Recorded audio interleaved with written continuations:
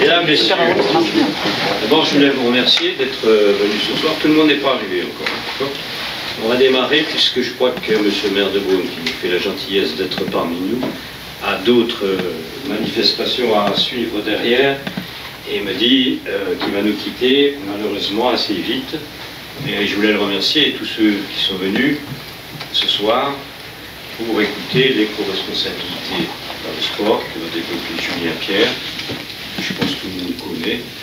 Néanmoins, je vais vous dire quelques lignes. Je les lis parce que je d'habitude je n'ai pas de papier, mais je ne sais pas par cœur. Et puis, je le regarde quand même toujours comme ça, mais je le regarde aussi avec, j'allais dire tendresse, non, mais avec son passé de grands joueurs. Moi, je regarde toujours ces gens-là, parce que franchement, si on avait pu faire la même carrière que lui, ça ne nous aurait pas déplu. Et si on avait d'aussi grands joueurs que toi parmi nos équipes ici, je pense qu'on lèverait plus souvent les boucliers. Bon, on lève les nôtres, qui est déjà pas mal, parce que nous sommes une terre de rugby. Nous avons quand même 80 clubs et 14 000 licenciés. Et nous sommes en France la 6e ligue. Des fois, on est la 5e, ça dépend des licences au mois de septembre, sur les 13 ligues françaises. Donc, on est dans la bonne moyenne, je l'ai dit. On est sur un très très grand territoire, ce qui nous pose des problèmes de kilomètres pour les clubs. Parce que pour te situer de Montbéliard à Mâcon, de Nevers à Saint-Claude, de Sens à Paris, en Mâcon également, donc dans tous ces sens-là, c'est de 4 à 500 km, et dans certains endroits, c'est sinueux, tortueux, pas facile. Pour aller vers le grand club, le plus grand club qui est en Pro D2 où j'étais hier soir, là, qui est Nevers, il faut 3 heures d'ici. 3 heures, quand c'est 1 heure du matin, t'en rajoutes 3, ça veut dire que tu prends la douche très vite, pour être vite de bonne heure. Non, ceci étant dit, il mesure 1m97, comme ça, où ils sont. Aujourd'hui, il n'a pas mis de talon, mais à plat, c'est 1m97. C'est Chalouz, président de Chalouz. Bonjour Bernard.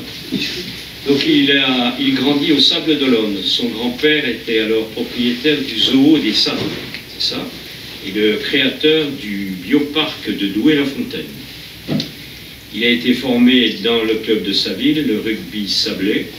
Julien Pierre rejoint ensuite le stade Rochelet en 1998, le CS Bourgoin-Jallieu en 2002, dont il sera le capitaine durant la saison 2007-2008.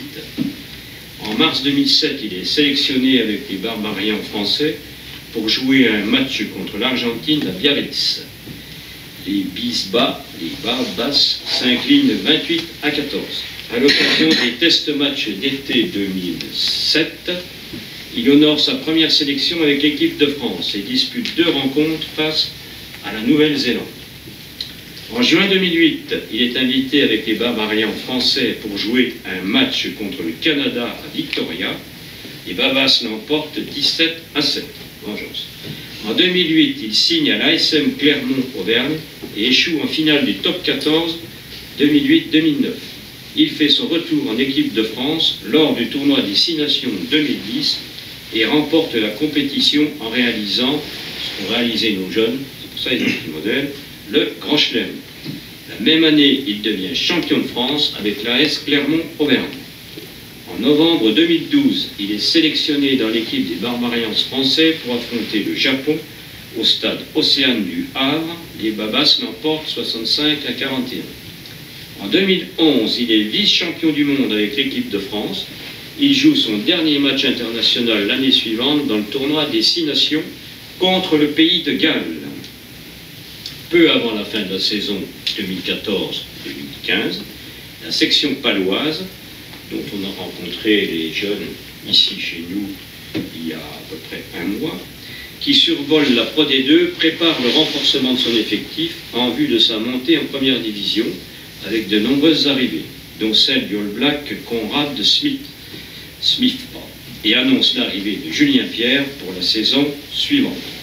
Donc 98-2003 La Rochelle, 2003-2008 Bourgoin-Jallieu, 2008-2015, l'ASM Clermont, et 2015-2018, sélection paloise.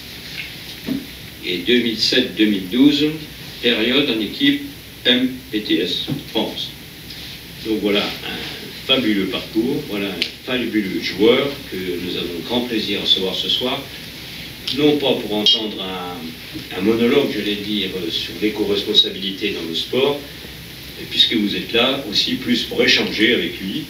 Et je pense qu'il vous répondra très facilement, en sachant que, je ne sais pas encore, mais je lui ai demandé de revenir à l'automne pour refaire un peu ce même genre de soirée, mais ouvert à un très grand et très large public qui a besoin aussi d'écouter la bonne parole pour l'éco-responsabilité, pas que dans le sport. Voilà, je te laisse faire, mesdames, messieurs, vous pourrez intervenir. Je peux me mettre là, c'est bon? Oui. Là, il y a le soleil. Ouais. Bonsoir à toutes et à tous, merci Président. J'ai eu très peur que vous énumériez toutes les finales perdues et je me suis dit que ça allait être très long. Il y en a eu quelques-unes, malheureusement. Et en effet, je ne connais pas le comité de Franche-Comté, mais on m'a rappelé tout à l'heure que j'étais venu en 2006. Je suis venu jouer à Lons-Saunier avec l'équipe de France A. Je ne me souviens absolument pas du match. Mais par contre, je me souviens bien de la soirée. Et on avait passé une très très bonne soirée. Donc je suis très heureux d'être là aujourd'hui, très heureux d'être à Beaune avec vous et je serai très heureux de revenir plus tard. Avant de vous parler de sport et co-responsabilité à travers ce qu'on fait notamment avec la société qu'on a créée, un peu le cheminement. Président, vous avez évoqué que j'ai grandi dans un parc animalier. Mon grand-père a créé un parc animalier dans les autres régions du Vin, à Saumur, à côté de Saumur. Et j'ai grandi dans cet univers-là, avec une famille qui s'est toujours dit un parc animalier, mais pourquoi faire? À quoi ça sert en fait? On met des animaux en cage, on essaie d'améliorer leurs conditions de captivité. Mais une fois qu'on a fait ça, une fois qu'on a fait de la pédagogie auprès des spectateurs qui viennent, de la sensibilisation auprès de ces espèces qui sont en train de disparaître dans la nature, qu'est-ce qu'on peut faire de plus? Et mon oncle, pour les 40 ans du parc animalier, a lancé 40 projets de conservation à travers le monde. Donc de conservation, c'est le programme de recherche, de programmes de soutien à des associations à travers le monde, à travers de la réintroduction d'espèces menacées, à travers le financement de programmes de recherche justement, de matériel pour les populations, pour savoir ce qui se passe, comment mieux protéger ces espèces-là. Et j'ai grandi dans cet univers-là où je me souviens encore une discussion que j'avais eue avec mon oncle qui revenait d'une forêt, je ne sais pas où, à le monde, qui m'a dit c'est génial, aussi c'était au Cameroun. Au Congo, pardon. Super, je rentre du Congo, c'était il y a un temps. Il y a des gorilles, c'est magnifique. Par contre, il n'y a plus rien autour. Parce qu'en fait, on est en train de tout braconner, et la forêt est en train de rétrécir. Et voilà, ça a été mes premiers pas dans ce qu'on peut appeler aujourd'hui le dérèglement climatique, mais beaucoup plus large que ça, la disparition de pas mal de choses magnifiques de la nature. Et puis, les années ça a avancé, j'ai grandi, j'ai joué un petit peu au rugby, je me suis bien amusé, et je suis parti avec lui en 2009 à Sumatra. Et à Sumatra, ça a été un choc, parce que j'ai vu de la forêt brûler, j'ai vu de la mangrove rasée au bulldozer, et j'ai vu pas mal de paysages qu'on voit à la télé. Quand on voit une forêt brûler en Amazonie, c'est triste, mais une fois qu'on a zappé quoi. Quand on est dedans, ça marque un peu plus, et quand je suis rentré, j'ai décidé de m'engager. Et ça a été mes premiers engagements. J'ai créé une association qui est devenue un fonds de dotation, dont je suis toujours président aujourd'hui. un engagement dont je n'ai très peu parlé pendant très longtemps, parce que c'était mon petit jardin secret, ça me permettait de m'évader quand on perdait une finale, par exemple. Donc je pouvais y aller souvent. C'était ma façon là, de quelque part préparer mon après-carrière. Donc cette fondation, ce fonds de dotation, pardon, il a pour vocation la recherche, la sélection et le soutien de programmes de protection d'espèces menacées et de leur écosystème. Donc l'année dernière, on a soutenu plus de 20 programmes à travers le monde. Et puis, comme on manquait un peu de choses à faire, on s'est dit mais comment aller encore un peu plus loin, comment sensibiliser encore plus loin, comment avoir de plus en plus d'actions. Plein de projets sont passés au fur et à mesure, et puis ce qui est revenu tout de suite, c'est de dire en fait ce qu'il faut, c'est sensibiliser le plus tôt, avoir une action pédagogique le plus tôt possible. Et on a créé une association qui s'appelle Biodivéduc il y a 4 ans maintenant. Il y a 3 ans, on est soutenu par le FEDER, qui est un fonds européen de développement régional. Et cette association, on va dans les écoles. On a développé plusieurs ateliers, on va dans les écoles et on sensibilise les jeunes de 6 à 16 ans à la biodiversité à travers des outils qu'on a tous dans la poche, le téléphone, les tablettes, des jeux vidéo. Et voilà, donc on a lancé les premiers ateliers au mois d'avril 2020. On est à plus de 4000 ou 5000 enfants sensibilisés depuis, et on a des bonnes ambitions sur cette association. Donc tout ça s'est construit plus ou moins durant ma carrière. Et quand j'ai arrêté ma carrière en 2018,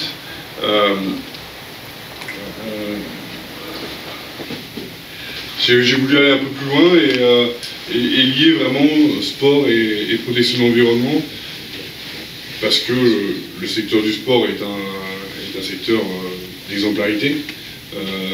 Parce que le secteur du sport au niveau professionnel est un secteur d'exemplarité, au niveau territorial et un fort pouvoir pédagogique, de sensibilisation. Et puis il a son rôle à jouer quelque part dans la lutte contre le réchauffement climatique, contre le dérèglement climatique. Le secteur du sport n'est pas le secteur qui émet le plus de gaz à effet de serre aujourd'hui, si on compare à d'autres industries pétrolières évidemment, mais même le secteur du transport. C'est une évidence. Par contre, il a vraiment pour moi un vrai devoir d'exemplarité et pédagogique, encore une fois. Et 2018, le président de Pau me dit je veux que tu restes à Pau. Il me nomme directeur du développement et de la formation, donc encore un peu de formation. Je reprends les études en ce même moment. Mon mémoire est la création d'un label environnemental pour les clubs et événements sportifs. Et je lui demande, en plus de ce que j'avais comme mission, de développer l'éco-responsabilité au sein du club. On était sponsorisé par Total. La section est sponsorisée par Total. On joue en vert, et en fait, je dis, on joue en vert, on est sponsorisé par l'entreprise considérée et la plus polluante au monde, de nous comme le plus vert. Et on m'a dit, vas-y. J'étais bien barré avec ça. Et donc j'avais les études, j'ai pu faire bosser pas mal d'étudiants sur ce qui se faisait à travers le monde là-dessus. Et il y a 4 ans, dérèglement climatique, on n'en parlait pas trop, il y a quelques événements qui ont accéléré les choses, et heureusement, tant mieux. Mais on en parlait très peu, surtout dans le monde du sport, et on ne voyait pas le levier qu'il pouvait y avoir. Et puis, voilà, j'ai pu mettre pas mal quelques actions en place, et je reviendrai dessus petit à petit. J'ai commencé à en parler à 1 ou 2 personnes, puis on a fini par me dire que c'était peut-être une bonne idée. Surtout je dis que j'y arriverai jamais, donc j'ai dit c'est bon, je sais que c'est la bonne idée. Et je me suis entouré de pas mal de monde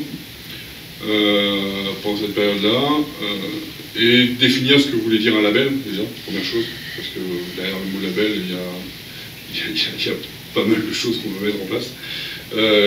Définir comment on voulait travailler, avec qui et comment, et ce qu'on voulait se donner comme mission, c'est pas mission, mais comme objectif quelque part. Donc ça a été un peu long évidemment, et on est encore évidemment en train de travailler dessus. Donc on a créé Fair Play for Planet en novembre 2020.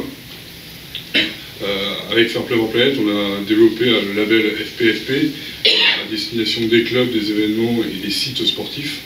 On a créé un référentiel avec l'ADEME, l'Agence de la transition écologique, le référentiel et le système d'orientation. Et l'objectif, c'est de pouvoir engager le monde du sport dans une vraie démarche environnementale, de pouvoir structurer cette démarche, de pouvoir la valoriser et de pouvoir la certifier quelque part à travers l'attribution de ce label. En se disant, en voulant parler à tous les clubs, tous sports confondus. Alors j'ai vu qu'il y a beaucoup de rugby, mais c'est tous sports confondus et tout niveau. Parce que le club de Nevers a son impact sur son territoire, forcément il a un territoire plus grand, mais le club de Beaune, qui joue à un plus petit niveau, a aussi son impact sur son territoire. Et aura le même impact auprès des jeunes, auprès de ses partenaires, auprès des collectivités, et a aussi un vrai devoir d'exemplarité. Donc, ce qu'on vient faire à travers notamment les clubs, et je vais rester principalement sur les clubs, donc on a créé ce référentiel, c'est 18 thèmes, 350 critères.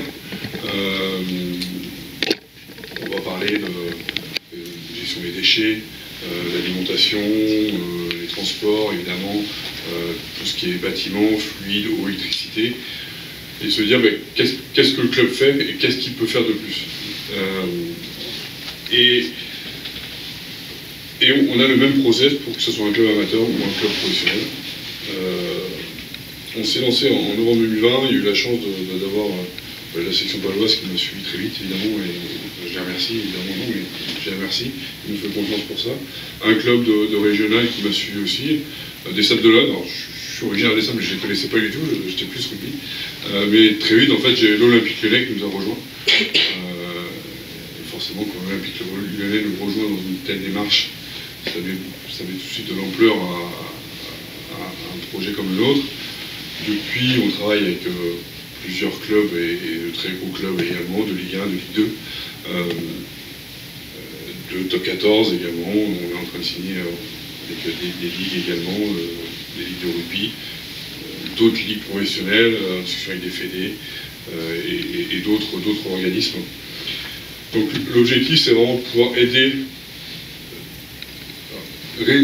pour faire simple, aider les clubs à réduire leur empreinte carbone, même si empreinte carbone, c'est toujours un peu, on ne sait pas trop ce qu'on veut dire derrière empreinte carbone ou bilan carbone, mais c'est vraiment l'objectif. En décidant, on a ce référentiel, 350 critères. Une fois que le club a rempli l'ensemble de ces critères, nous on vient faire un audit. Un diagnostic, plutôt qu'un audit, la première fois c'est plus un diagnostic qu'un audit, parce que les clubs, encore une fois, c'est pas forcément structuré dans cette démarche-là. Comprendre un peu comment les clubs fonctionnent, et c'est l'attribution au monde à label, avec 3 niveaux de label différents. Évidemment avec la système de notation, mais c'est pas parce qu'on rentre dans la démarche qu'on a automatiquement le label, évidemment. Mais surtout derrière, c'est des recommandations et divers outils. Une veille normative, parce que les clubs ne savent pas, mais souvent dans le secteur du sport on n'est pas au courant, mais il y a quand même beaucoup de décrets, de lois qui arrivent très vite, et il va falloir changer. J'ai vu tout à l'heure dans l'hôtel qui supprimait les bouteilles plastiques. Ils en font une pub, mais en fait c'est plus une pub, c'est qu'on n'a plus le droit de le faire, donc on n'a plus le droit de donner des bouteilles plastiques comme ça. Donc on vient alimenter les clubs via cette veille normative et leur proposer pas mal de partenaires également, associations privées, publiques, caisses, pour les aider à trouver des solutions.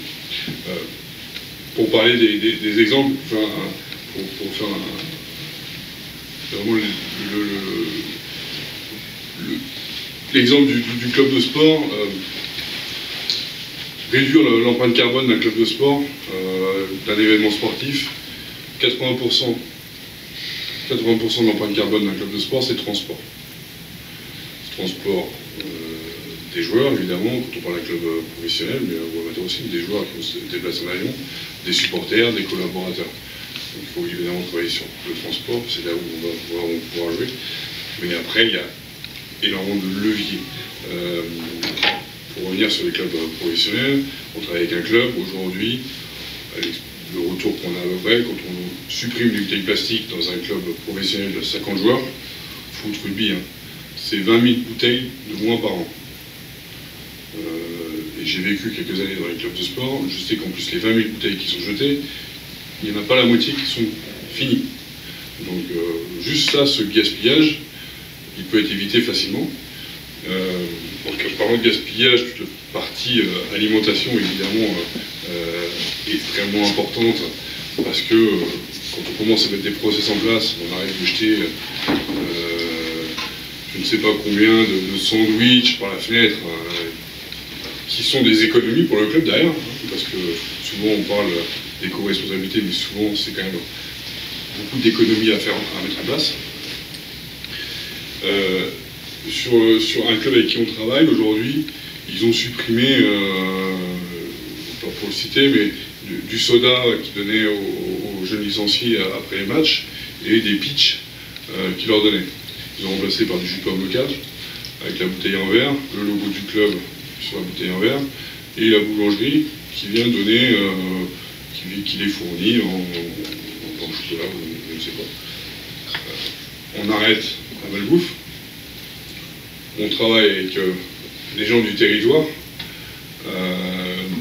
et quelque part on va chercher de nouveaux partenaires parce que ces gens-là, le producteur de pommes, demain il sera facilement partenaire du club, il va facilement amener son jeune aussi licencié à venir faire du foot, du rugby dans le club dans lequel il est. Donc c'est ce que je suis en train d'essayer de vous démontrer, c'est que rentrer dans cette démarche, démarche RSE, j'aime pas employer ce terme, mais on pense souvent que c'est des choses contraignantes, mais en réalité, c'est souvent du bénéfice, parce que on va pouvoir embarquer les bénévoles dans un projet qui est différenciant que uniquement le résultat sportif, et on va pouvoir embarquer pas mal de monde avec nous, les collectivités qui vont être attentives à ce qu'on fait, et puis toutes sortes de partenaires qui vont pouvoir travailler, chercher des solutions et avoir un vrai rôle dans la lutte contre le réchauffement climatique. Donc c'est des vrais enjeux et qu'il faut prendre aujourd'hui pour vraiment pouvoir accélérer les choses. Et on l'a aussi démontré avec ça en se disant que chaque petit geste compte. Souvent on dit que oui mais si je le fais pas c'est pas grave. Mais en fait, il y a encore des exemples. Sur certains stades on le voit, souvent on dit ouais mais si j'éteins pas la lumière c'est pas grave, c'est pas moi qui vais changer la face du monde. Un stade aujourd'hui qui fait attention comment on d'éteindre régulièrement les lampes, les télés, les frigos quand il n'y a pas d'activité, c'est... Je prends des pincettes sur le sujet parce que on n'est pas d'accord avec certains clubs, mais c'est entre 25 et 40% d'économie à l'année.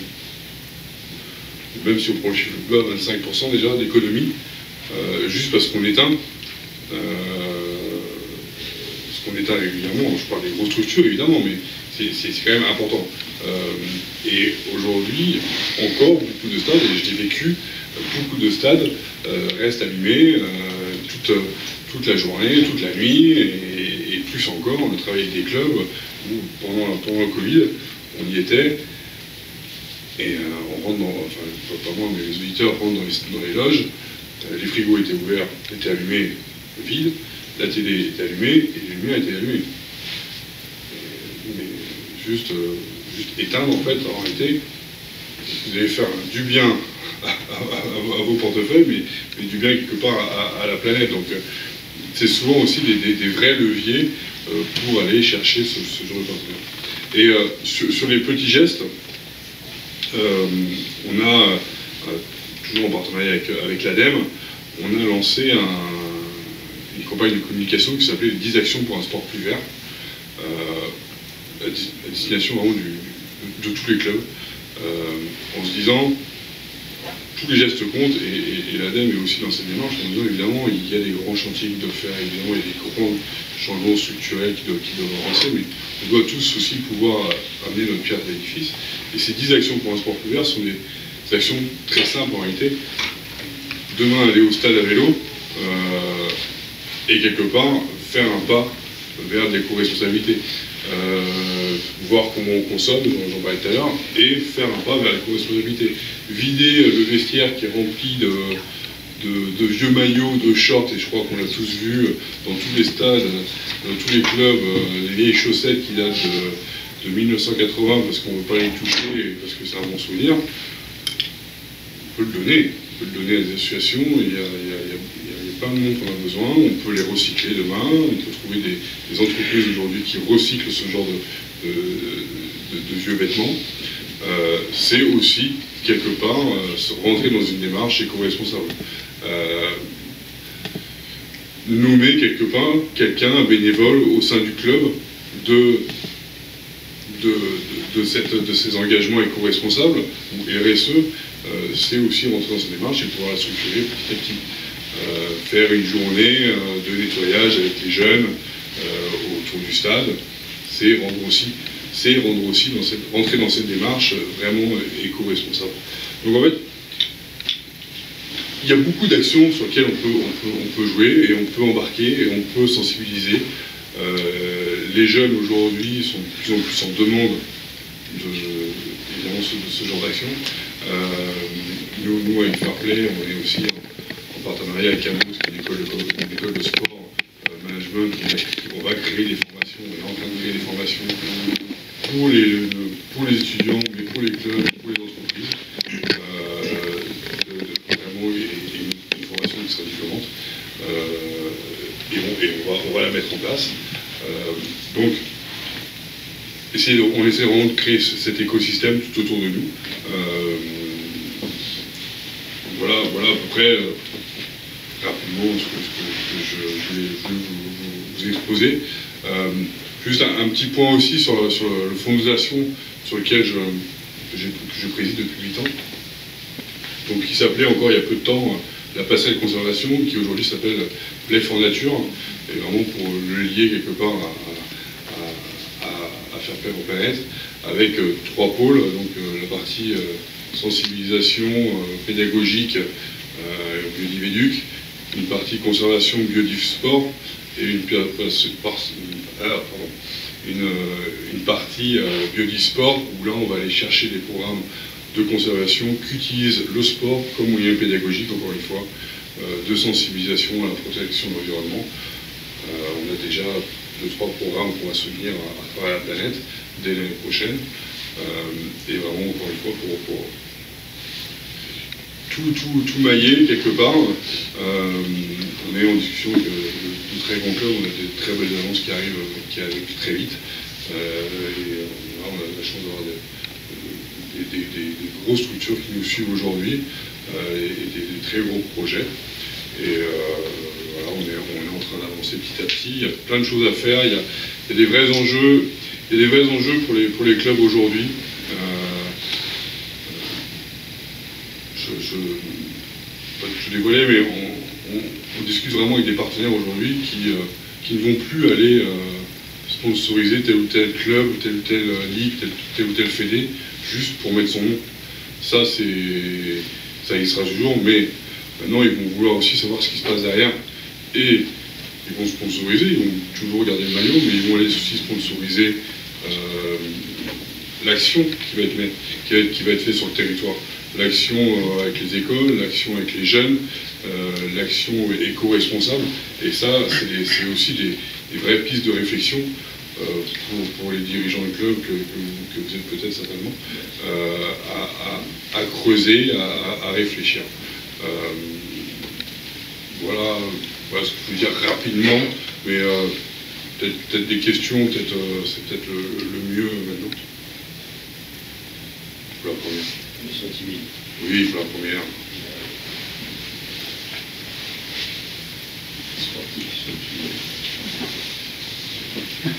Moi, pendant votre...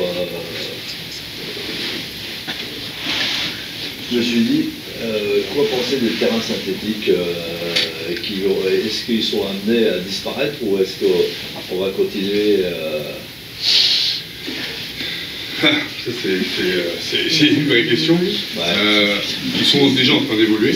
Ils sont en train d'évoluer, les terrains synthétiques, c'est plus que... Il faut les faire évoluer, justement. Ils sont en train d'évoluer, et on est en train de... Enfin, ils sont en train vraiment d'évoluer déjà par rapport à la toxicité qu'il peut y avoir sur certains terrains. On a vu des études qui sont venues, c'est quand même alarmantes. Il y a aussi une question de santé des joueurs.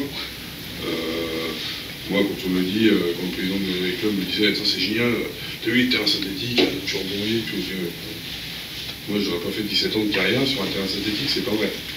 Tu fais 50 touches et tu redescends 50 fois sur du béton, tu ne tiens pas déjà que un, tu es fatigué. Et puis, en dessous des terrains synthétiques, il y a nada, il n'y a plus rien. Donc, est-ce qu'ils sont amenés à disparaître? C'est pas la réponse.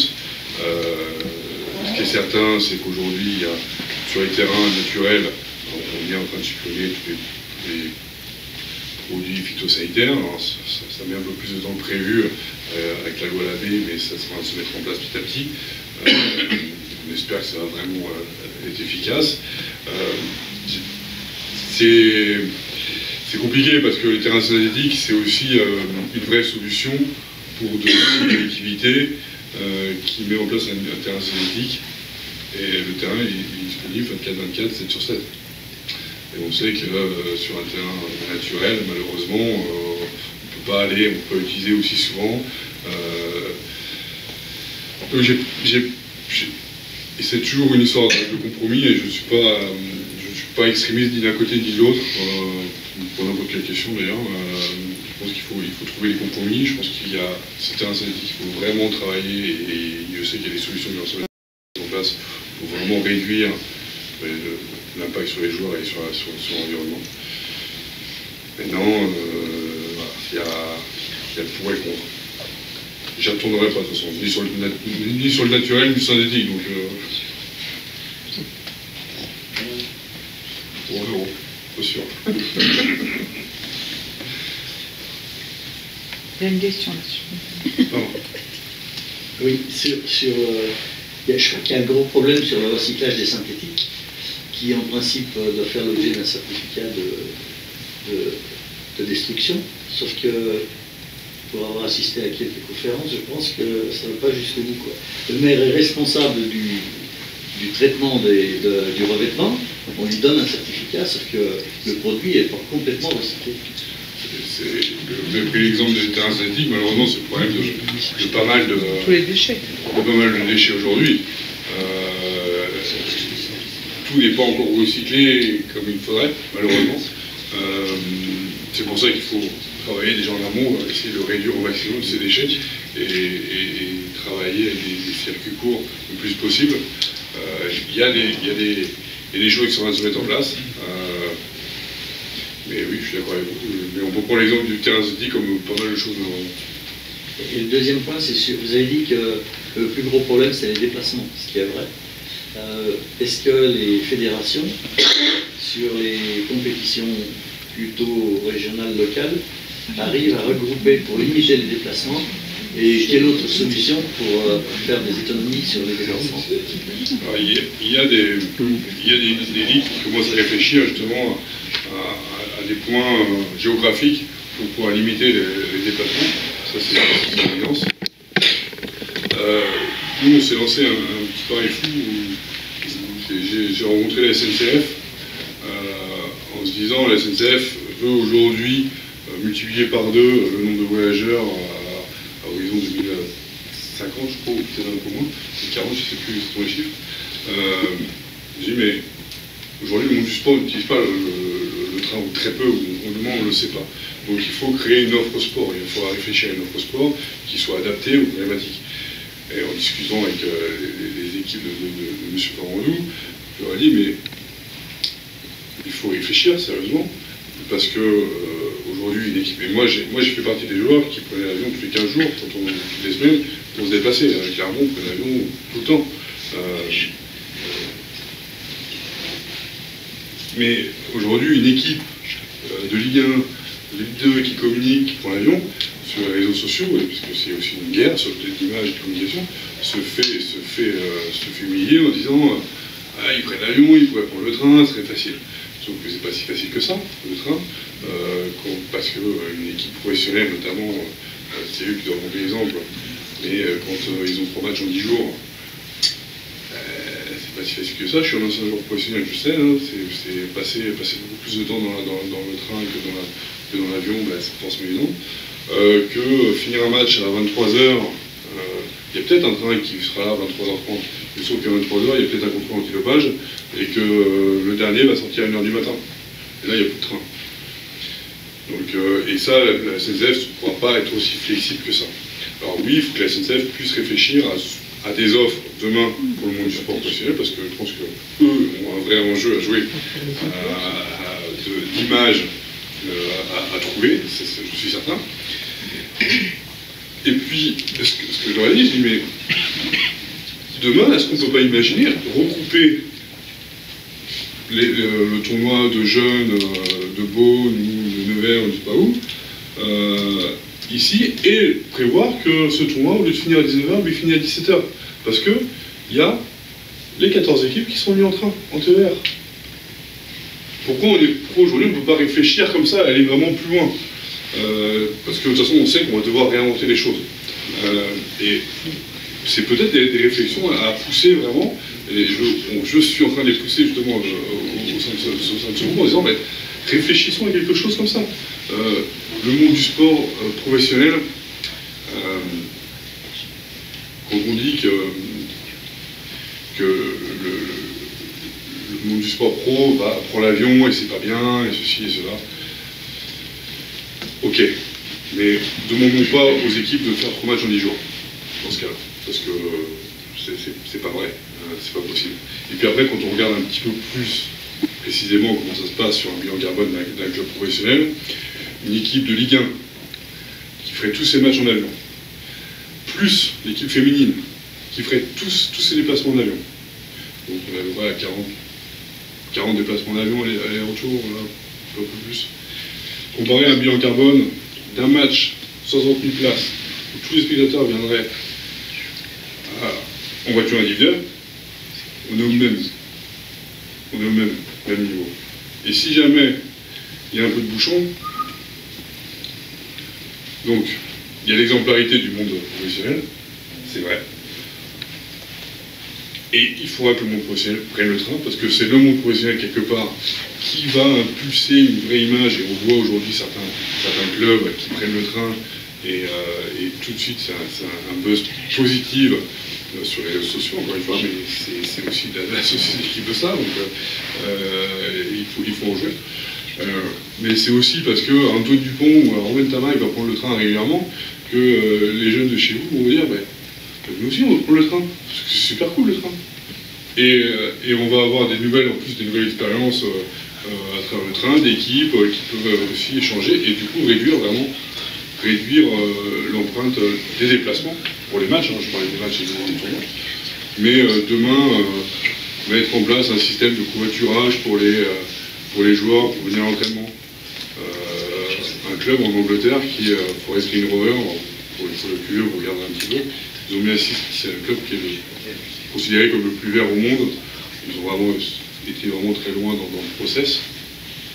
C'est un milliardaire qui est à la tête et qui est dans l'énergie verte, qui s'est lancé il y a très longtemps, qui offre plus de repas, que des repas végétariens au stade, etc. Pour l'entraînement, il y a un bus qui fait le tour de tous les clubs, de tous les joueurs, pour aller chercher les joueurs à l'entraînement pour qu'ils viennent tous ensemble. Voilà, on peut réfléchir à plein de choses aujourd'hui. On se dit que c'est des contraintes, en réalité, il va falloir changer certainement d'habitude. Bonjour, merci en tout cas de votre intervention. Moi j'ai une question. On sait que les sports professionnels, en tout cas certains veulent bouger. L'exemple du hand que je connais bien, j'étais une ancienne présidente de club de hand, et je suis déléguée au sport à la ville de Dijon par exemple. Le hand, par exemple, la fédération impose dans les matchs professionnels les bouteilles d'eau. Alors nous, la ville, on met en place d'autres moyens, et en fait, la fédération dans les matchs professionnels retransmis particulièrement, mais pas que, impose les bouteilles d'eau. Donc on est des fois dans une ineptie et une gestion paradoxale complexe. Comment on peut faire bouger les choses au niveau du national dans les fédérations? Parce qu'on ne peut pas imposer à des clubs professionnels, quand on a des politiques locales, de faire du sport et accompagner nos sports sur un environnement plus vert, quand à côté de ça, les présidents de clubs et les sportifs de haut niveau ont la contrainte d'avoir des sujets très paradoxaux. Et l'exemple de la bouteille d'eau que vous preniez et qui me va bien, moi, l'exemple du hand, mais il y en a plein d'autres, impose dans des matchs officiels les bouteilles d'eau. Au niveau national? Ouais, c'est la Ligue. Ouais. La Ligue? La fédération de hand. Parce que la Ligue nationale de hand a pris l'engagement à travers les joueurs de supprimer toutes les bouteilles plastiques et de les remplacer par des gourdes. Il y a encore du travail. Il y a encore des clubs où les médecins sont réticents en disant non, mais les joueurs ne peuvent pas boire de l'eau du robinet. Non, mais je savais au niveau national, moi, je ne savais pas. Non, mais c'est un exemple, mais il y en a plein d'autres. Bien sûr. Je pense qu'il faut qu'on se mette tous ensemble, mais Mais ce qu'on essaie aussi de dire au club, c'est qu'aujourd'hui, la distribution d'eau gratuite peut être passible d'amende. La loi va interdire et peut sanctionner ce genre d'action. Merci. C'est sûr que c'est compliqué quand ça ne va pas du tout, c'est compliqué de pouvoir changer les choses. C'est évident. Mais je regarderai un peu plus là-dessus. Mais l'ADEME, elle devrait nous aider là-dessus. Imposer des quotas ou des situations au niveau des sports professionnels à très haut niveau. Parce que je suis persuadée qu'effectivement ça passe par l'exemplarité. Moi ça me parle bien votre discours. Effectivement, c'est sûr. Mais c'est une bonne. Je ne vais pas regarder comme ça quand c'est pas imposé. Oui, le prisme, il faut aussi que ça vienne bien sûr. Voilà.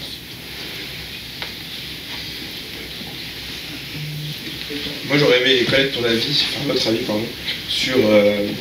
sur comment éviter les plus grosses erreurs de green bashing qu'on peut avoir justement dans les événements sportifs. Je vais prendre l'exemple tout simple des éco-cups, où on limite les verres plastiques jetables et on les remplace par des verres plastiques durables. Est-ce qu'à votre niveau vous avez des solutions justement pour justement éviter ça ou en tout cas les améliorer? Le greenwashing, c'est... Washing. Comment?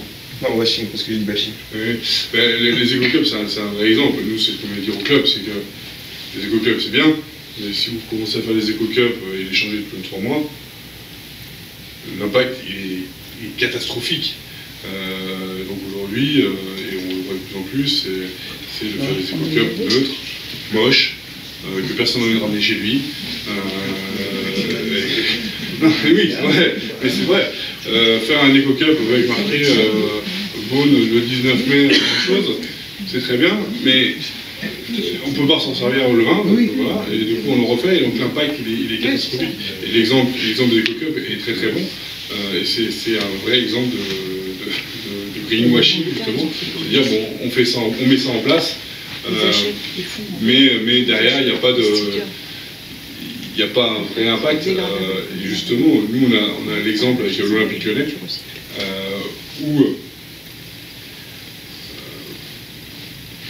quelques jours avant l'annonce, on doit faire la conférence de presse avec le président, et le directeur de com nous appelle en disant non, en fait, on ne communique pas, on va se faire taper dessus, greenwashing, etc. Donc là, du fait, il ne fallait pas prononcer le mot vert à l'OL, mais ça c'était un autre sujet.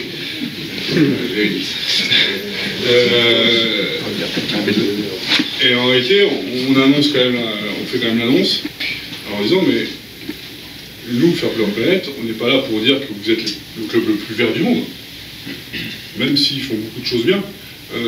On est là pour dire que vous vous engagez dans une démarche de progrès et que vous allez réduire au maximum Donc je pense que ça dépend comment on communique. Évidemment, si on dit, moi j'ai mis des coca, regardez, je fais tout bien, et que toutes les 2 semaines, l'entité change les coca pour les balances à la fin de l'événement, c'est catastrophique. Comment l'éviter c'est compliqué. C'est comment l'organisme va communiquer sur. C'est mettre des normes en place, s'engager avec Fair Play en planète, puis voilà. Bien placé. Moi, je pense qu'il faut qu'on lève de l'éco-anxiété. Je pense qu'il faut qu'on... Ouais, c'est ça, enfin, je partage. Il faut qu'on partage davantage autour d'indicateurs positifs. Bien sûr.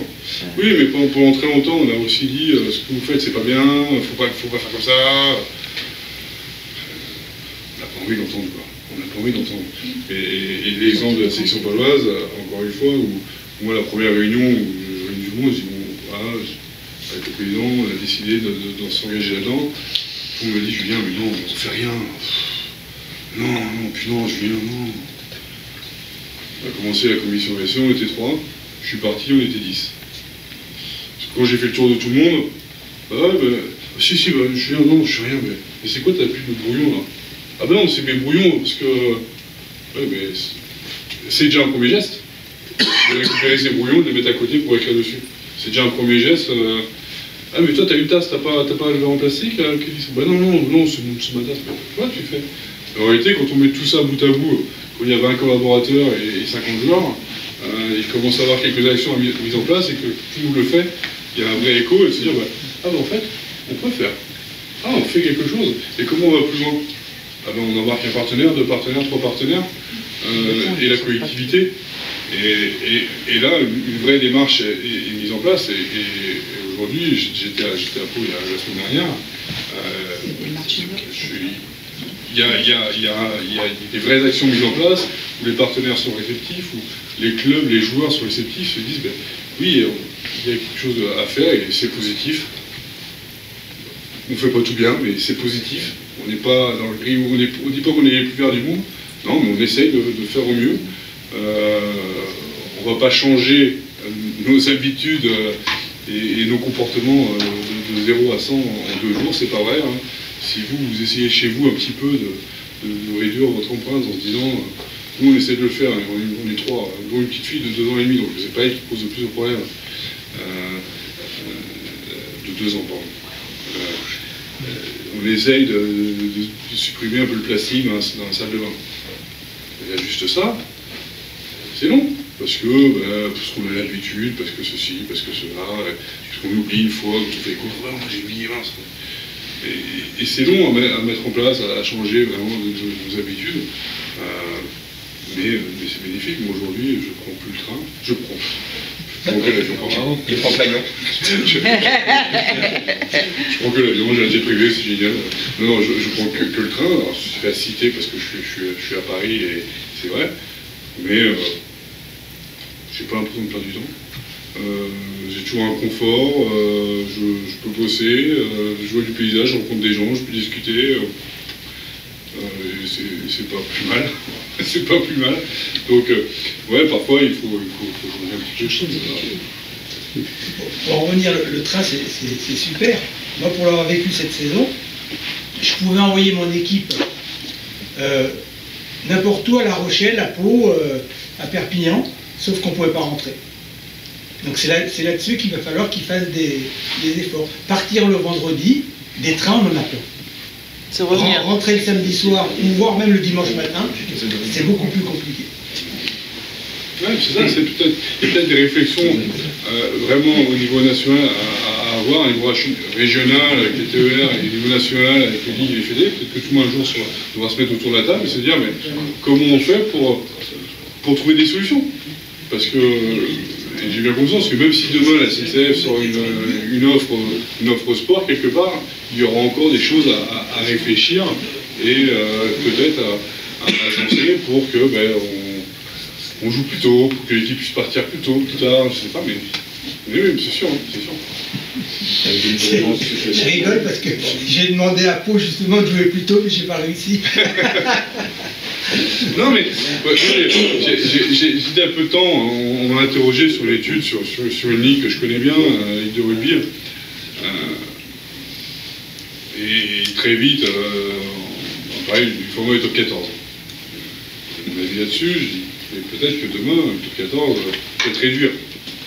Pour présenter des joueurs, pour moins de doublons. Puis en fait, au fur et à mesure de la discussion, je dis, mais aussi pour réduire l'empreinte, top 14. Et peut-être que demain, ce sera des critères aussi. Enfin, je pense que ça va devenir des critères, de toute façon. Donc, il y a des modèles à revoir, qu'il faudra peut-être réinventer, on ne va pas les réinventer là, mais il y a peut-être des modèles à réfléchir ensemble, à trouver. Ce que vous dites, ça peut se faire à tous les niveaux, même au niveau des collectivités. Les collectivités peuvent intégrer des critères environnementaux dans les subventions, par exemple. D'accord. Mais on discute avec des collectivités aujourd'hui où, en ce moment c'est un peu compliqué, il y a quelques élections, c'est un peu augmenté, mais où ils réfléchissent à intégrer des critères, à des subventions supplémentaires. Il ne faut pas enlever les subventions déjà que voilà, c'est compliqué, mais oui, le club qui s'engage plus, pourquoi ne serait pas récompensé? On est en train de travailler sur quelque chose comme ça. C'est le sens, quelque part, de l'histoire. Le club, demain, le club amateur qui va s'engager dans des démarches, pourquoi ne pourrait pas bénéficier d'un partenaire qui va l'accompagner sur des panneaux solaires, sur je sais pas. C'est quelque part c'est le sens, bien sûr. Après, sur le SNCF, c'est bien ce que vous dites, mais il faudrait déjà qu'il y ait une couverture du territoire, c'est ça le problème. Parce que c'est pas pour les clubs professionnels surtout, mais les enfants, les jeunes, bien sûr, ils peuvent bien pas sûr. se déplacer. Bien sûr, Il y a des bien sûr. territoires où il n'y a pas de train, il n'y a plus de train. Ils ont supprimé les voies. Ah, on met des bus à la place. La SNCF a aussi des compagnies de bus. Ouais. Non, mais j'ai conscience de tout ça, évidemment. Non, mais c'est pas vous, c'est eux qui Non, mais sur un autre exemple, sur un club de rugby qu'on accompagne comme ça, un club amateur, qui sont engagés avec nous, ils ont vu des nouveaux partenaires arriver petit à petit. Et puis ils avaient un projet de refaire le vestiaire. La collectivité au départ était très frileuse qu'on arrive. Nous, quand on vient regarder un club, on regarde dans son ensemble, mais on ne va pas pénaliser un club parce que malheureusement il vit dans des structures qui sont des passeurs thermiques. C'est pas lui qu'on va pénaliser, lui on va pénaliser ce qu'il fait lui, par contre on va regarder l'ensemble, mais voilà. Et du coup, la collectivité est attentive à ce qu'on a pu dire, et le projet de vestiaire a été revu, et ils ont changé beaucoup de choses à l'intérieur. Il y avait un talus qui devait disparaître, ils l'ont laissé, enfin ils ont vraiment réaménagé les choses, ils vont installer des ruches, ils ont installé des minuteurs pour les douches, enfin, ils ont été un peu plus loin de ce qui était prévu, et tant mieux, tant mieux. Donc il y a des choses comme ça qui peuvent bouger, bien sûr. Est-ce que vous avez l'espoir, avec l'arrivée de la Coupe du Monde, d'avoir un impact justement grâce à Toute Planète? Bon, la Coupe du Monde de rugby à 15, pardon, c'est après. Nous, on ne s'est pas positionné tout de suite parce qu'on s'est lancé il y a 1 an et demi. Et nous, on n'était pas assez mature pour y aller. Aujourd'hui, si on y va, je ne suis pas sûr qu'on aurait vraiment beaucoup d'impact parce que la Coupe du Monde, c'est demain, c'est dans 1 an. Par contre, on regarde attentivement ce qu'ils font, comme on regarde attentivement ce que fait les Jeux Olympiques. On a signé avec 2 gros événements par ailleurs, sur lesquels on se concentre parce qu'on a beaucoup plus de temps pour pouvoir travailler avec eux. Mais c'est des vrais enjeux. Il va falloir regarder ce que fait France 2023, ce que fait Paris 2024, ce que va laisser comme héritage Paris 2024, et ils font beaucoup de choses bien. Ils font beaucoup de choses bien dans un pays où les infrastructures sont déjà existantes. Et c'est aussi un vrai sujet. Donc oui, j'espère que ce genre d'événement va faire bouger les choses. Nous, on est en contact avec tout ce genre d'organismes. Mais voilà, on ne va pas non plus perdre trop d'énergie sur ce genre d'événement aujourd'hui. On a pas mal de taf, donc on est attentif à tout ce qu'il faut, bien sûr, et puis on suivra. Julien, super éclairant ce que tu nous racontes. Tu évoques pas du tout les sujets autour du réchauffement climatique et donc le changement de la pratique sportive, puisqu'on sait très bien que avec 2, 3, 4 degrés de plus, forcément, on pratiquera le sport différemment. C'est quoi ton parti pris là-dessus? Oui, bah, non, mais c'est un très bon sujet. On sait que, je crois que c'est 2 degrés, ça va être, non, 1,5 degré, c'est 2 mois de pratique en moins Ouais, c'est ça. par an. 1,5 degré,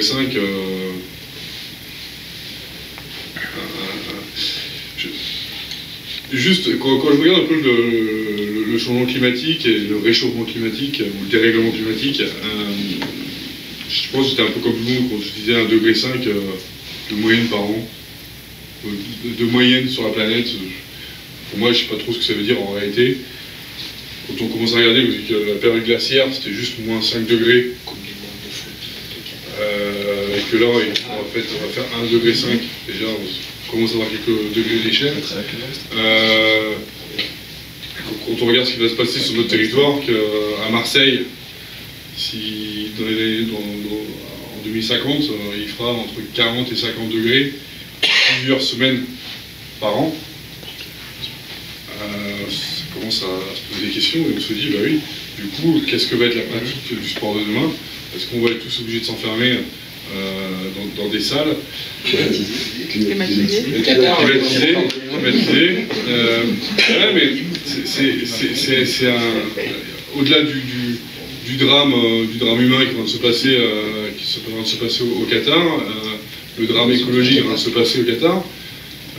Des fois, ça fait peur. On se dit, mais en fait, est-ce que c'est pas le sport que nos enfants vont vivre demain? Parce que dans un monde à plus 2, plus 3 degrés, ça va commencer à être compliqué, quoi. C'est vraiment compliqué, et la pratique du sport va être compliquée. Donc, sur la vie, je dis qu'il faut qu'on ait tous notre rôle à jouer, qu'on le combatte, nous, acteurs du monde sportif, pour pouvoir pratiquer et que nos enfants puissent continuer à pratiquer le sport régulièrement. C'est quelque part mon seul avis, et de s'engager là-dedans. De toute façon, il faut y passer. Donc, c'est triste si jamais ça fait triste de ça, quoi. Là, on est déjà plus à 2 degrés qu'à 1,5. Et les entreprises forestières qui replantent des bois actuellement, dans 80 ans, ils sont à 4 degrés. Ils plantent des essences pour 4 degrés de supplément. Donc c'est un peu grave, quoi. Oui, c'est un peu grave.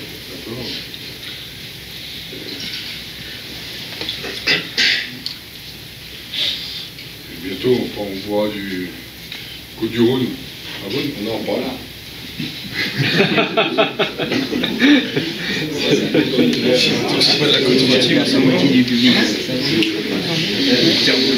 J'ai évoqué tout à l'heure l'éclairage dans les stades.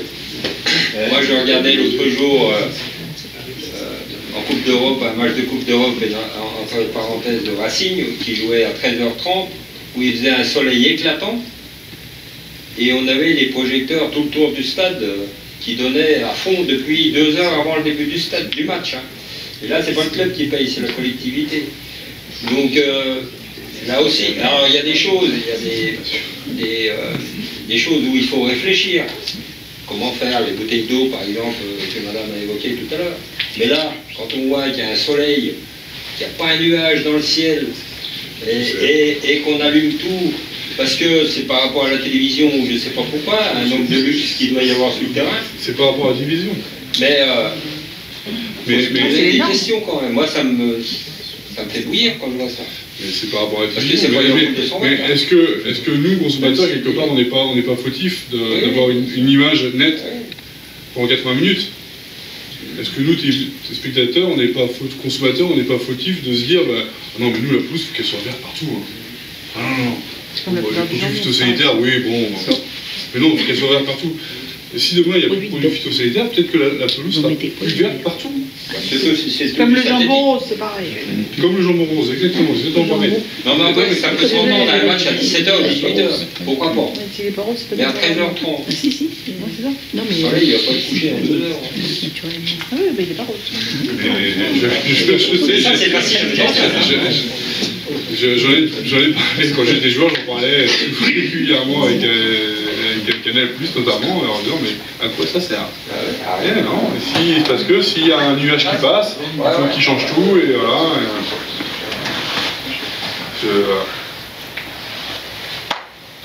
C'est la communication, c'est le consommateur. C'est ça, c'est bon. Après, on s'est peut-être habitué à un certain confort aussi, c'est pour ça que des fois, quand on part en rando, on prend peut-être pas une bouteille en verre et on prend plutôt une bouteille en plastique parce que c'est plus simple. Et là, la télé, c'est encore autre chose, etc. Non, la question, c'était... le transport, c'était un des premiers postes d'un club. Le top 3, c'est quoi qui revient un petit peu régulièrement sur des choses à modifier avec une structure sportive comme ça? Le transport, Peu importe l'activité. peu importe l'activité, le transport évidemment. Après, ça va être la réduction des déchets. Le top 3, ça va dépendre un peu de la taille de la structure, mais les déchets, très vite, forcément, et réduire ces déchets, mieux les trier, les sensibiliser, tout ça.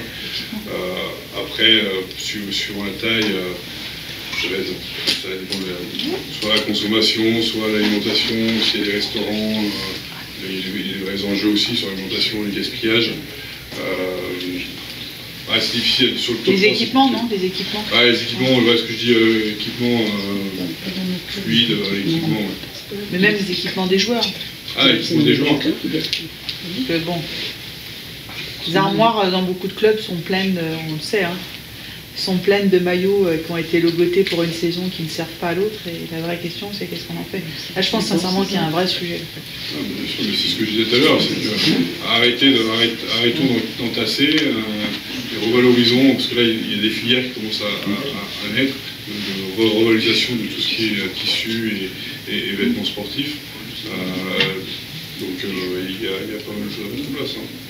Et quand les clubs commencent à vider leur armoire de tous ces vêtements qui traînent, il y a de la place à gagner déjà. Ah, c'est sûr. Comment inciter? Valorisation ou sanction? Valorisation. C'est sanction, c'est bon. Valorisation. Parce que tout à l'heure on parlait de valoriser le comportement par la subvention, on en donne un petit peu plus à celui qui fait bien. Mais si celui qui fait mal, la subvention de base lui suffit, ne suffit jamais. Ou si moi ça m'intéresse pas, ou alors sur les éco-cups tout à l'heure c'est une bonne question aussi. Parce qu'il y a aussi le problème de l'alternative. Parce que quand on est en buvette, dans un stade, où il faut la gourde, c'est compliqué, le verre en verre, c'est compliqué. Donc il faut aussi trouver l'alternative parce qu'on ne peut pas inciter on ne peut pas dire arrêtez de prendre l'avion si il n'y a pas de train. On ne peut pas dire arrêtez de prendre des éco-cups si on ne donne pas quelque chose pour qu'ils boivent. Oui, bien sûr. Alors, sur les éco-cups, il y a des solutions qui sont en train de se mettre en place aujourd'hui. On travaille avec des partenaires où en fait ils travaillent directement avec les collectivités.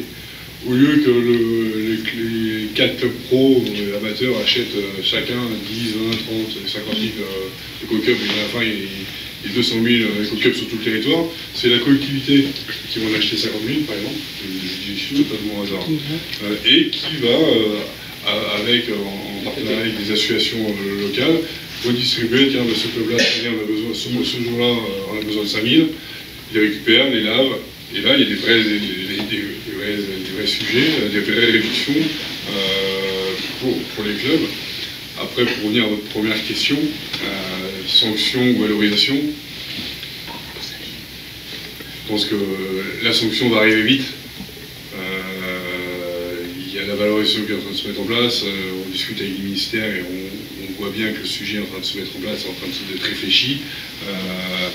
Mais tous les lois, les décrets qui sont en train de tomber aujourd'hui, qui vont petit à petit rentrer en vigueur dans les 2 ou 3 ans qui arrivent, ça va être de la sanction. Donc, du coup, il va falloir travailler l'alternative. Parce que sanctionner quelqu'un sans lui donner la possibilité de faire autrement. Il existe pas mal de solutions aujourd'hui. Oui, c'est sûr. Quand on regarde un petit peu, quand on cherche un petit peu, il y a pas mal de choses à prendre. Sur les éco-cups, Le SMICTOM en achète et les prête, par exemple. Ouais. Donc, c'est eux qui portent la charge en plus, et ils les prêtent, et juste on doit leur rendre. C'est vrai que c'est une bonne solution. C'est une bonne solution. Et ça évite d'avoir des bloqueurs qui sont entassés. Ça se fait de plus en plus. Donc les solutions seront arrivées. Là, c'était un cas pratique. On a des jeunes en structure, on s'entraîne le matin. Après, ils vont en cours, donc on leur propose un petit goûter, un petit truc à manger pour qu'ils puissent tenir jusqu'à midi. On a eu le problème du Covid où si on voulait continuer de faire ça, il fallait absolument que ça soit individualisé. Et là, quelle alternative aussi on pourrait avoir, ou des idées que vous avez peut-être déjà mis en place, notamment comme dans les clubs pro, la collation, quoi. Entre les déchets, le prix et puis... Le Covid n'a pas aidé, hein, et a aidé une prise de conscience, c'est certain, mais n'a pas aidé sur certaines pratiques où on est redevenu encore plus individualiste qu'on était.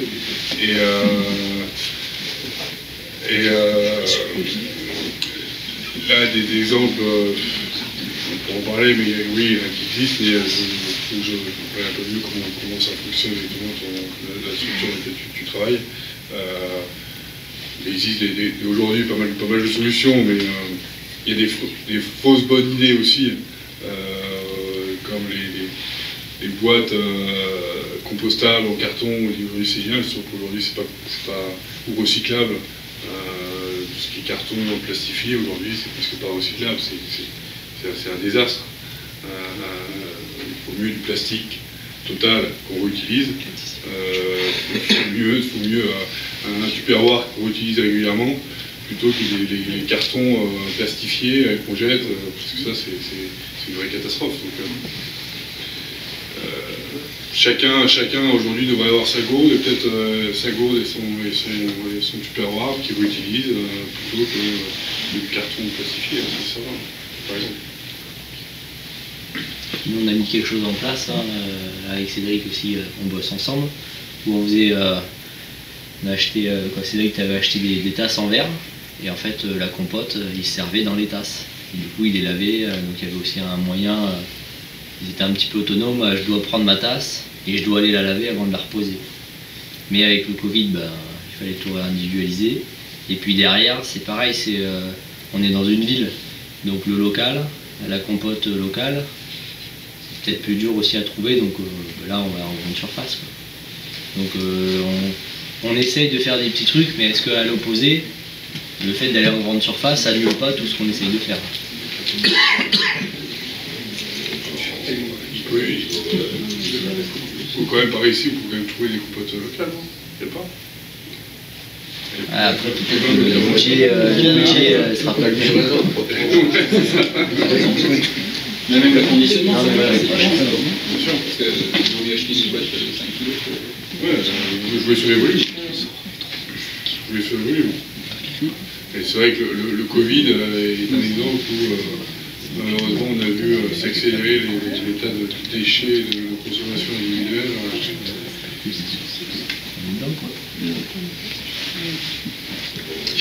Est-ce que pour accélérer un peu les choses, il ne faut pas activer le levier un peu écologique dessus?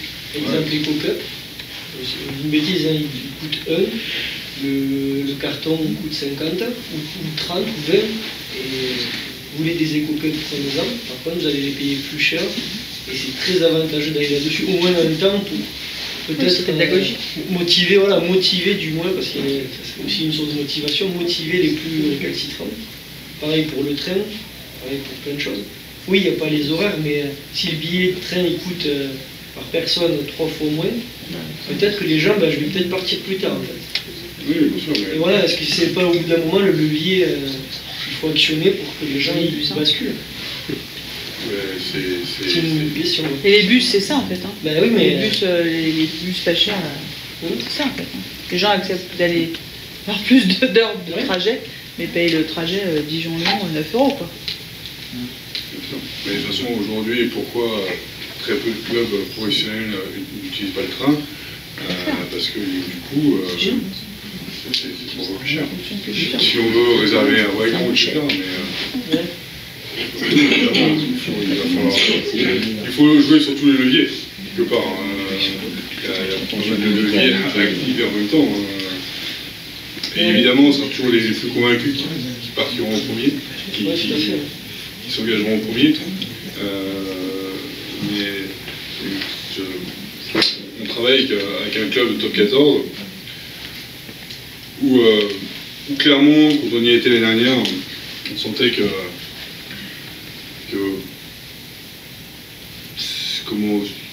c'était le président qui avait un peu impulsé le truc en disant on y va quoi. Moi les auditeurs étaient revenus en disant c'est compliqué quoi. Ils sont loin du truc. Et ils sont retournés cette semaine. Et on a été bluffés. Déjà, ils nous ont dit que c'est la première fois en un an de communication, un peu plus, qu'ils avaient eu 0 retour négatif. Sur les réseaux sociaux aujourd'hui, 0 retour négatif, c'est quand même pas mal, hein, parce qu'il y a quand même un paquet je sais pas comment ils appellent, bref. Donc 0 des trolls. C'est pas mal ça. Troll. C'est bien, ça englobe pas mal de choses. Voilà, c'est tout. 0 retour négatif. Ils sont engagés dans une démarche et ils ont mis plein d'actions en place. Mais vraiment beaucoup d'actions en place, on les a suivis évidemment, mais ils ont mis plein d'actions en place. Ils sont initiés des nouveaux partenariats et en fait, ils ont créé une petite commission RSE au sein du club qui est en train de grossir et les mecs se rendent compte qu'il y a des vrais leviers à aller chercher. Donc, parfois, c'est juste s'engager dans la démarche, c'est-à-dire, il y a un truc à réfléchir, il y a un autre projet qui est que sportif. C'est aussi parfois, et c'est normal, c'est l'ADN même du sport, c'est de s'engager, et on voit que l'objet sportif qui dirige, et c'est le résultat du week-end, et que si on perd le dimanche, on sait comment ça se passe la semaine d'après, c'est complètement différent.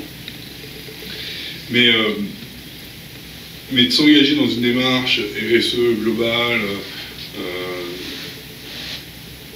c'est aussi avoir un autre projet en parallèle et d'embarquer d'autres personnes qui ne seraient pas forcément venues au club, qui viennent parce qu'ils vont emmener leurs jeunes, leurs filles, leurs fils, faire du rugby, du foot, du basket, du hand ou je ne sais quoi. Et qui vont s'engager dans ce projet en parallèle du sportif et qui vont amener du sens quelque part à ce qu'ils ont envie de faire. Donc, ouais, c'est pas mal de sujets, mais c'est vaste.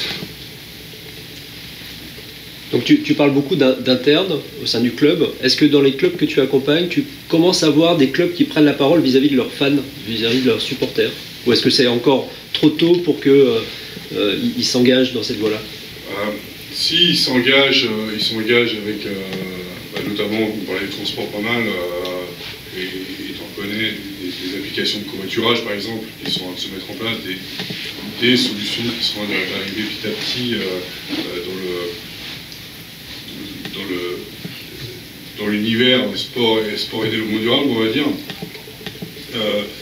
C'est vrai que pour l'instant, les clubs sont encore un peu timides pour pouvoir vraiment s'engager, parce que, encore une fois, ils sont vraiment trop liés aux sportifs. On a signé un club, un très gros club, au mois de février. Et je vous jure qu'ils n'étaient pas en difficulté sportive, rien du tout. On allait appuyer sur on. Ah non, Julien, communique pas. D'accord, si vous voulez, c'est vous les mettre. Juste parce que je peux savoir pourquoi, non, on vient de faire 2 matchs. Explique-moi le lien. Ouais, d'accord. Non, mais tu comprends, par rapport aux fans, faut pas que... Moi, je pense qu'on se trompe. Et en fait, on se trompe. Et l'exemple de l'Olympique Lyonnais est l'exemple parfait. L'exemple d'autres clubs que je citais tout à l'heure, je n'ai pas nommé, c'est Brive, qui avait eu 0 retour négatif sur ce qu'ils font, sur l'engagement. Et aussi l'exemple où des études sortent aujourd'hui, et je pense que tu en connais, en Angleterre, où je crois que c'est 70% des fans sont prêts à boycotter des événements s'ils ne s'engagent pas sur des sujets éco-responsables.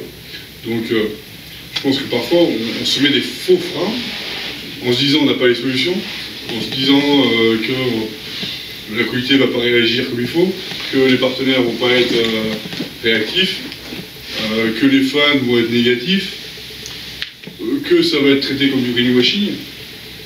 Mais en fait, il faut mettre des indicateurs mesurables, ambitieux et modestes, dans le sens où pas inatteignables pour justement qu'on ne s'attire pas vers le bas, que ce soit des indicateurs très encourageants pour justement embarquer les futurs éco-fans. C'est exactement ce qu'on a fait avec Farmer Planet. Je connais un petit peu l'univers du sport et je sais que le référentiel qu'on a construit est sous forme de formulaire. Parce que si on fait une norme très complexe, si on fait quelque chose de très complexe où les mecs vont passer 2 heures à chercher ce que ça veut dire, ou savoir est-ce qu'ils ont vraiment fait, pas fait, il faut quelque chose d'opérationnel, que ce soit le sport pro ou amateur. Il faut quelque chose d'opérationnel pour se dire ah mais en fait je fais. Ah mais en fait je fais, mais je vais pouvoir valoriser ce que je fais là. Oui, je le savais d'ailleurs même pas. Je savais même pas. Je savais même pas qu'en triant mes brouillons et en limitant le nombre d'impressions par collaborateur, que je faisais de l'éco-responsabilité. C'est des petits gestes. Hein.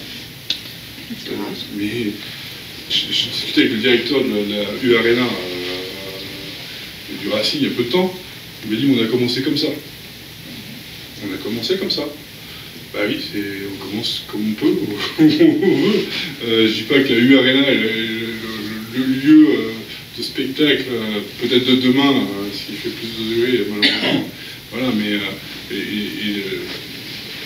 et l'enceinte sportive la plus éco-responsable, mais ils mettent des choses en place, ils essaient de mettre des actions en place. Et par ces petites actions, petit à petit, on éveille les consciences et on peut aller plus loin.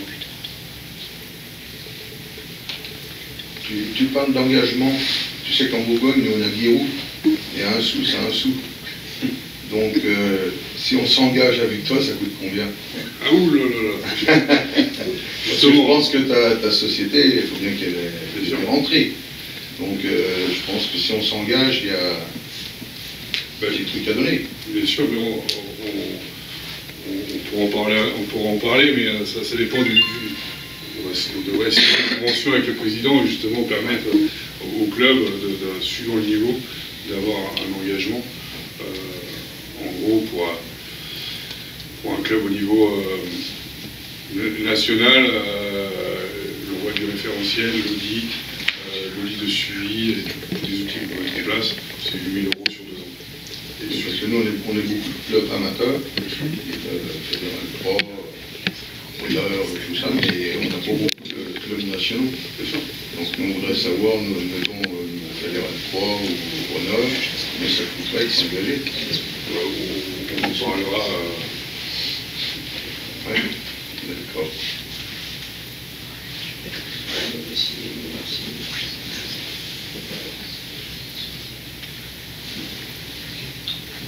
Il me semble que c'est la section, il y a une saison ou deux, qui a fait un maillot 100%, qui était à base de 100% recyclable. Est-ce que justement la commission RSO en a fait partie, ou est-ce que ça vient purement du club, et quel impact ça a eu au final? Alors, là par exemple, on n'est pas sur du très green. Parce que oui, la section a mis en place, et ils ont été un peu plus loin cette année, ils ont mis en place un maillot en bouteille recyclée. Il y avait une belle com autour, ils ont récupéré des bouteilles au club, etc.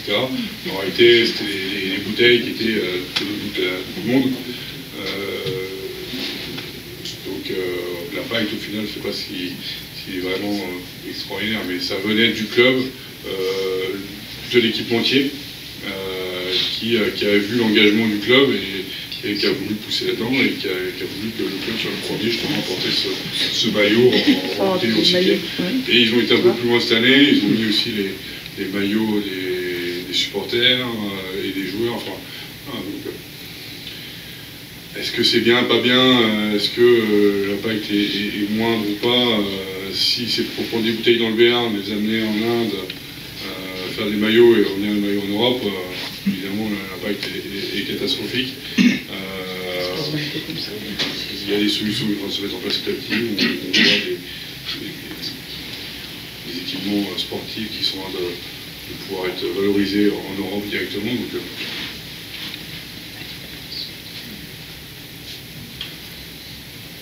il y a encore quelques trucs à payer. Plus dans le domaine du textile, je suis effaré tous les ans, je suis dirigeant dans un club fédéral 1, et par le budget que représente, le budget et les volumes que représente l'élastoplaste. Et je veux dire, c'est un produit qui est éphémère, hein, puisque certaines momies sur les stades les enlèvent pendant le match, et c'est vrai que c'est... Mais ça, c'est de la folie, ce truc-là. C'est la folie. On a parlé il y a peu de temps de savoir s'il existait des solutions, justement, sur... Ouais, c'est la question que j'avais posée. Moi, j'en ai pas trouvé encore. Je ne sais pas si un d'entre vous l'a trouvé. On n'a pas trouvé encore d'équivalent. C'est vrai que pour en avoir mis un petit peu, ça sert quand même. Hein. Il y a quelques articulations dont il y avait vraiment besoin. C'est vrai, en plus ça a évolué, maintenant on voit des bleus, des verts, des roses, avec des produits anesthésiants ou autres. C'est chaud hein, sur un budget ça. Ah oui, je sais. Oui, non, ça c'est chaud sur un budget, c'est chaud parce que c'est des choses qui sont... c'est éphémère. On va rien faire avec ça.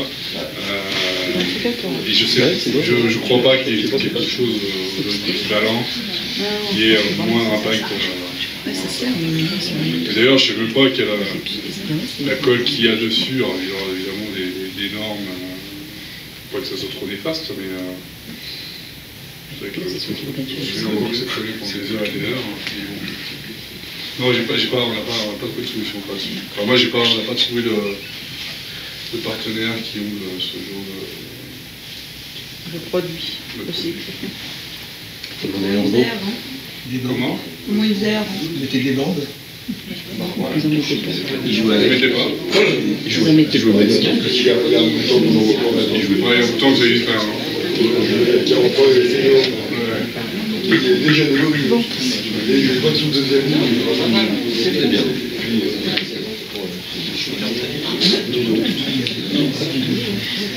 À Macron, le budget, c'est 1 000 €. Comment 5 000 €. À Macron, 5 000 € d'assiette.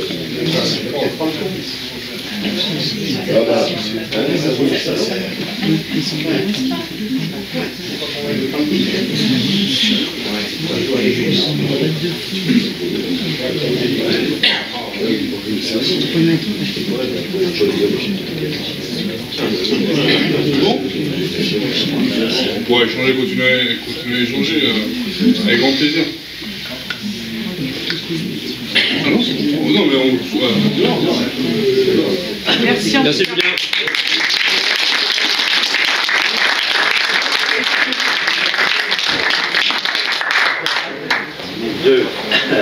Trois petites choses.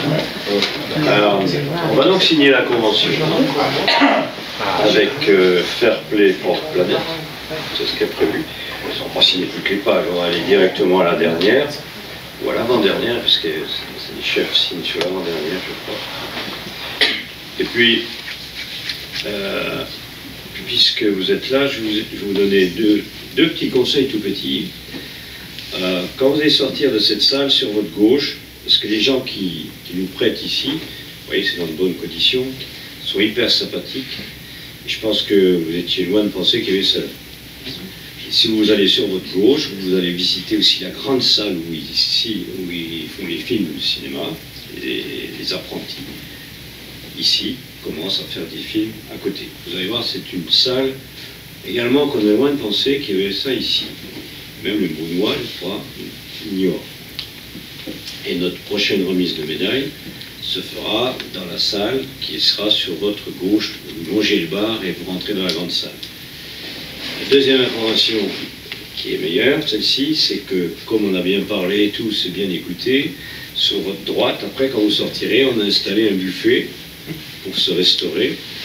Et pour boire un coup tous ensemble, c'est une tradition dans le rugby et la convivialité au rugby reste majeure.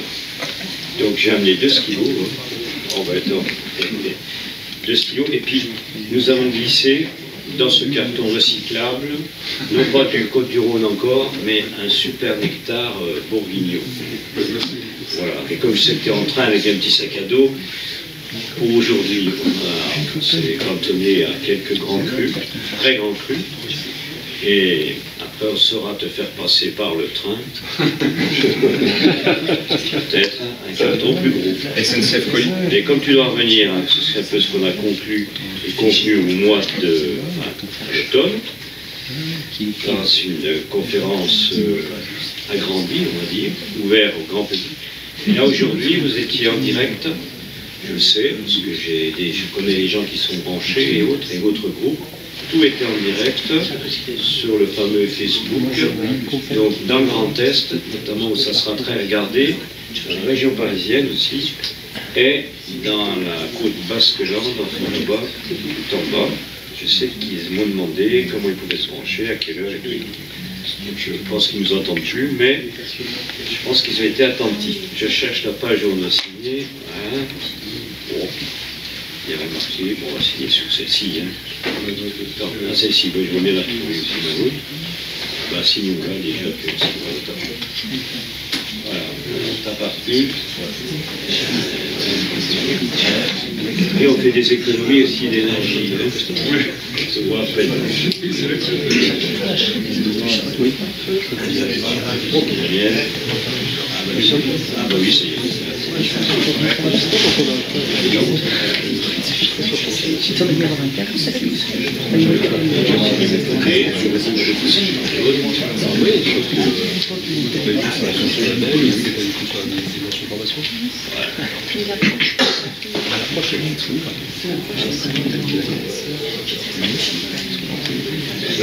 Je te les reposte.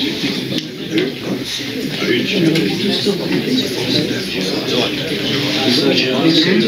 vice-président de la Ligue, trésorier, ça pèse, je pense qu'il y a des gens. J'ose espérer que c'est pour des factures.